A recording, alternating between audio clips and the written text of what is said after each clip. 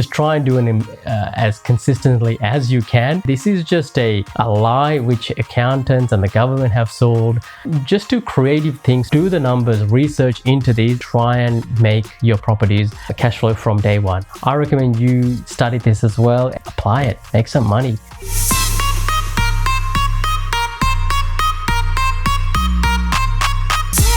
Hey everyone, it's Opie here for another video where I talk about health, wealth and happiness. So as you probably noticed, I've been switching around from different locations, different rooms, and even in the car and park sometimes in trying to get these daily videos going. It's been going okay. I have missed a couple of days, and what I've been doing is, recording to the next day to try and keep that consistency going. Life happens, I get sick, migraines and so forth, kids, people visit. So a lot of things happen. So if you are starting one of these podcasts, just try and do it as consistently as you can. And I'm giving my, this advice more to myself than you. And I've been obviously experimenting with different areas. So this is obviously just a random room where it's just a white background. So it's going to be a bit boring visually, but what can you do? So what I wanted to talk about today was a lesson that I learned from a guy called Steve McKnight. And for those of you who don't know him, he's a property guru based in Melbourne. He wrote a very famous book called 0 to 130 Properties in 3.5 years. And then he wrote another one called 260 Properties in 7 years. And he's written a number of books since then. Very nice guy. I've been to a seminar or two of his. And one of the lessons that I picked up in one of these seminars is that he said, when you buy property, you should be buying it for cash flow, not necessarily for capital growth. If you want capital growth, he said, buy shares, stocks.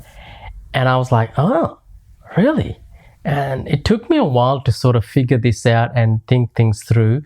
And, years down the track, it's been absolutely right for me. So if you don't know, what I've done is I've actually bought a couple of houses and then converted them into rooming houses, and these bring me several $100,000 passively, semi-passively, because there's obviously maintenance work that I need to do, and I all do, at this stage I do it all myself. I manage the tenants myself. I do majority of the things by myself except the cleaning aspect of it and most of the landscaping, so lawn maintenance and so forth. I still do the pruning because pruning costs a fortune, and I don't mind going there every 6 months or so and prune down the hedges and so forth, just to manage the properties. Only one of them actually requires that pruning, so I might have to do something about that, but the trees look nice, so I've kept them going. So going back to this, why did he say this? He basically said it because it's true. Because if you got a residential property, the idea is not to buy it and negatively gear it, which means, the outgoings are more than the money coming in. And this is just a lie which accountants and the government have sold the people of Australia back in the 90s, I think. I might be wrong on that, but they basically said, hey, any losses that you make on a asset, you can basically use your PAYG income to offset that and pay less tax. But this is just all under the assumption that the property value is going to increase over time more than the amount that you're losing each month and year. So you're really gambling at that point in time. But if we follow the advice of Steve McKnight, what happens if you buy a property and actually make it cash flow from day one? The most common example that you may have seen that you can use every day is buying a house that already has more than one source of income, say a granny flat in the back. Some people call it a mother-in-law's apartment, I think they call it. But in Victoria, they call it a granny flat. And a granny flat is just a single bedroom unit at the back of it that's sort of mobile, but not really.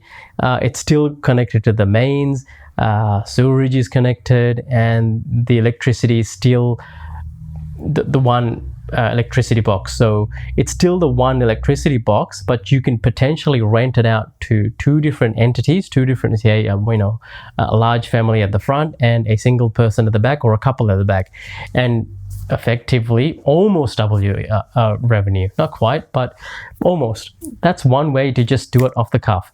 The downfall in doing this is you have to try and find a property that actually has this, because they are rare. They're not very common, especially in Victoria. They're more common in places like Sydney, because Sydney allowed this to be built a while ago, whereas Victoria only got this rule implemented, I think, quite recently, in the last 12 to 18 months. So you can actually, get permits and put a granny flat in the back, which is a good idea, because Melbourne has a housing shortage. The other options that you can do is try and just do creative things to actually get more income from your property. You can do what I've done, as I said, do rooming houses, do boarding. You can convert that into what's known as an NDIS property. And there's a whole range of compliance things that you have to do to be above board, above the council, and meet the regulatory requirements. But do the numbers, research into these, and actually try and make your properties cash flow from day one. Another option that I've seen that's been quite popular is buying in a rural area where there is potential for capital growth as well, but you also get the higher rental yields. The downfall is some of these, say, if I pick a mining town, for example, the mining towns have a problem where it's the entire town is run by one company or one mining company. If we use mining as an example, the major risk is if that mining company shuts down, there goes your property, there goes your rental yields, and there goes the value of your house. You might be getting $1,000 a week for in rent at one point in time where the mine is going and there's heaps of workers flying in and flying out, and they're happy to pay the $1,000 a week. But as soon as they leave, maybe even more, you might be back to the standard rents, which is, $200, $300, $400, $500 max. And that might not cover your mortgage because you bought it at a very peak time. So consider this, okay? So consider the fact that if you are wanting a higher growth in terms of capital growth, he recommended going to and buying shares with it. And this is speculative as well, but if you buy right, you might be able to average 8, 9, 10% in capital growth in terms of your stock. If you buy right, again, you will also end up getting dividends as well, which was paid either quarterly or biannually or annually, depending on the type of stock that you buy. So as I said, in my younger days, I didn't realize this was the case. It certainly is the case for me, having gone through this journey. I recommend you study this as well and get yourself informed. There's a bunch of books out there. As I said, Steve McKnight is a good resource. There is John Fitzgerald. He wrote 7 Steps to Wealth. That's a good one as well. The one thing that you have to work out is when these people write their books, what are they trying to pitch? What are they trying to give you? So if I can use John Fitzgerald, for example, his book is great. But when I went to one of his seminars, he said, hey, I don't play the maintenance game, therefore I buy brand new. I said, okay, that makes sense. When you look into it, if you get involved with his program, he ends up selling you his properties. And I'm not saying that's bad or anything. Yeah, that's just his model. That's his business model. But you do have to sort of dig into the nitty gritty of, why someone is saying what they're saying, and if there's any conflicts of interest that might arise. So that's just one example of one particular very famous person within the real estate game.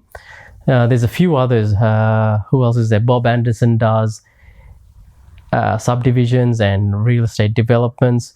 Who else is there? There's Carly. I can't remember her surname. I've gone blank. There's a few others. Yeah, I'll leave it at that. I'm not going to try and remember a whole bunch of real estate gurus' names.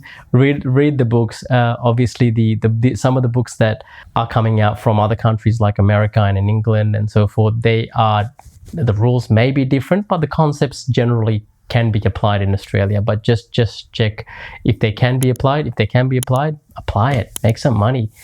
I'll leave it there. Thank you very much. See you in the next video. Take care. Bye.